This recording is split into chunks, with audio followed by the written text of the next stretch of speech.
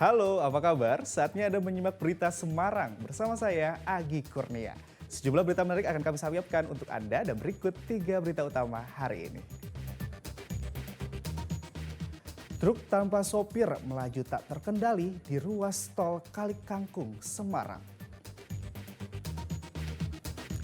Harga bawang merah dan bawang putih di sejumlah kota di Jawa Tengah masih mahal, berkisar antara Rp60.000 hingga Rp80.000 per kilogram. Pasca Lebaran, sejumlah toko emas di Boyolali diserbu warga.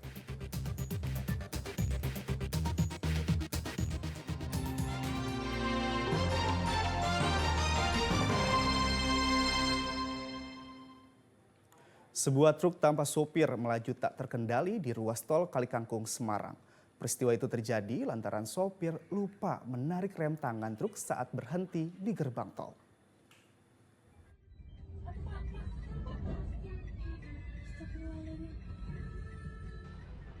Peristiwa ini terjadi di ruas tol Kalikangkung, tepatnya di kilometer 413 pada 18 April lalu. Truk melaju di ruas tol arah Jakarta tanpa sopir. Beberapa kali truk menabrak pembatas jalan sebelum akhirnya sopir berhasil mengejar dan mengendalikan kendaraannya setelah melaju sejauh 800 meter. Ditlantas Polda Jawa Tengah mengatakan peristiwa ini terjadi karena sopir lupa menarik rem tangan saat turun di gerbang tol Kalikangkung. Sesaat setelah men-typing kartu tolnya, tanpa disengaja kendaraan tersebut menyerempet mesin dari salah satu perangkat di gerbang tol.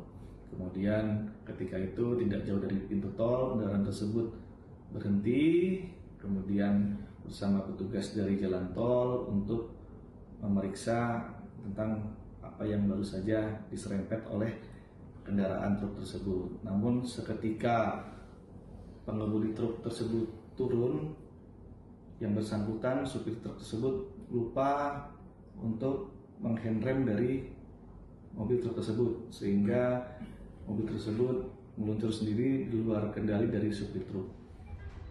Tak ada korban jiwa dalam peristiwa ini. Supir truk yang membawa alat pertanian diperiksa sebelum melanjutkan perjalanannya kembali. Agus Hermanto melaporkan dari Kota Semarang. Masih soal jalan tol, pengendara sepeda motor kedapatan masuk ke ruas tol Semarang-Bawen. Pemotor itu melalui gerbang tol Bawen ke Kabupaten Semarang karena salah mengatur jenis kendaraan dalam aplikasi penunjuk arah.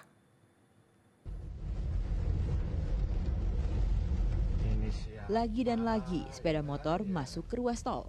Kali ini terjadi di tol Semarang-Bawen.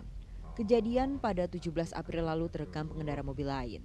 Motor akhirnya diberhentikan petugas saat hendak melewati gerbang tol Bawen. Pihak PT Trans Marga Jateng mengatakan pengendara motor itu bisa masuk ke tol karena salah mengatur jenis kendaraan saat memakai aplikasi penunjuk arah, sehingga diarahkan ke jalur tol bukan ke jalan umum. Kepada masyarakat yang akan melakukan perjalanan menggunakan kendaraan bermotor roda 2, pastikan settingan di handphone Anda sudah menggunakan untuk kendaraan roda 2. Jangan lupa disetting untuk di roda 2, jangan salah di roda 4. Kadang masyarakat salah menggunakan settingan tersebut sehingga dia menyasar masuk ke dalam jalan tol. Larangan motor masuk tol telah diatur dalam Peraturan Pemerintah Nomor 44 Tahun 2009. Dalam aturannya, motor dilarang karena jalan tol dirancang untuk kendaraan dengan kecepatan tinggi dan memiliki bobot besar, sehingga momentum yang dihasilkan kendaraan, mobil, bus, dan truk berisiko menimbulkan kecelakaan pada motor yang dimensinya lebih kecil, seperti angin samping yang timbul bisa membuat oleng motor. Aku singkon mundur. Yulianto melaporkan dari Kabupaten Semarang. Ini siapa? Viral, video mesum seorang narapidana yang diduga berlokasi di ruangan kerja Lembaga Permasyarakatan. Hingga kini pihak Kanwil Hukum dan HAM Jawa Tengah masih menyelidiki identitas dan lokasi dari video mesum itu.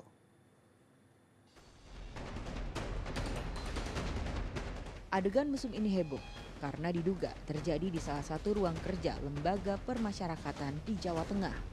Pelakunya diduga adalah seorang narapidana kasus narkoba yang menghuni lapas Kedung Pane, Kota Semarang.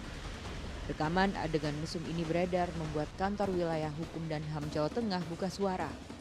19 April lalu, Kadif Paskanwil Kumham Jateng mengatakan belum tahu terkait lokasi dan identitas narapidana. Pihaknya masih mendalami video mesum dengan membentuk tim khusus. Pihaknya juga belum dapat memastikan batas waktu penelusuran video mesum itu. Ya kami belum ini juga, artinya kan mau kita cek, kita telusuri. Ya, saya terima kasih teman-teman. Nah, nanti kita bentuk tim gitu kan, nanti akan kita telusuri terkait dengan video. Ya. Nanti tentunya akan kita cek, kalau seperti itu kita akan punya SDP dan lain sebagainya, nanti tim yang akan melakukan penelusuran. Jadi gitu. Namanya penelusuran itu kita kalau bisa cepat ya kan secepatnya. Tapi kan jangan sampai nanti tim ini kalau bekerja tergesa-gesa justru nanti hasilnya itu malah tidak baik. Kita kan kepingin baik, kan seperti itu. Pihaknya akan memberikan sanksi bagi petugas lapas yang membiarkan kejadian itu. Diketahui aturan kunjungan tamu di lapas ada waktu dan lokasinya berada di luar ruangan. Sehingga adanya video mesum yang diduga narapidana telah menyalahi aturan waktu kunjungan lapas. Agus Hermanto melaporkan dari Kota Semarang. Setelah hilang selama 8 tahun, warga desa Bonangrejo, Demak akhirnya ditemukan. Muhammad Toha ditemukan setelah ada laporan soal orang hilang dari dinas sosial. Kepulangan Muhammad Toha disambut haru keluarga.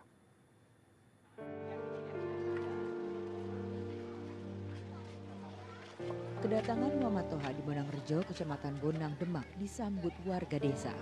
Bagaimana tidak, pria 54 tahun ini dinyatakan hilang sejak 8 tahun lalu. Kedatangannya pada 20 April kemarin tentu membawa keharuan bagi keluarga.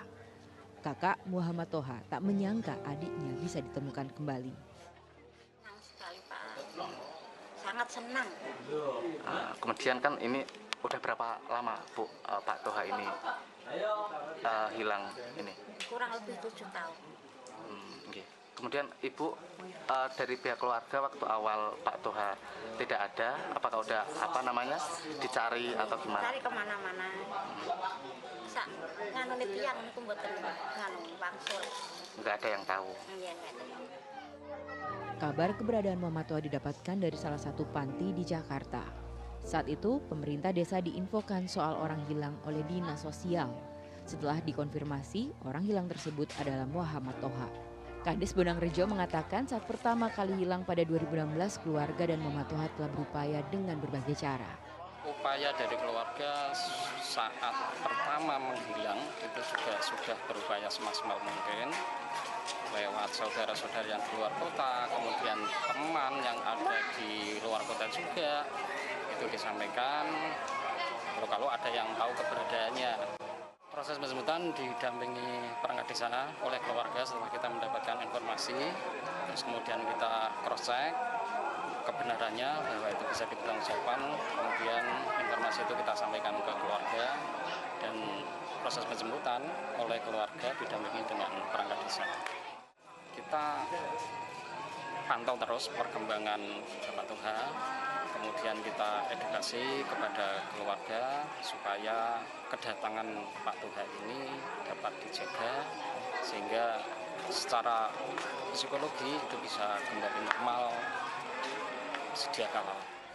Kini pihak desa dan keluarga akan memantau perkembangan psikis dari Muhammad Toha sehingga ia bisa kembali terbiasa hidup di desa asalnya. Ali Muftagiri melaporkan dari Demak.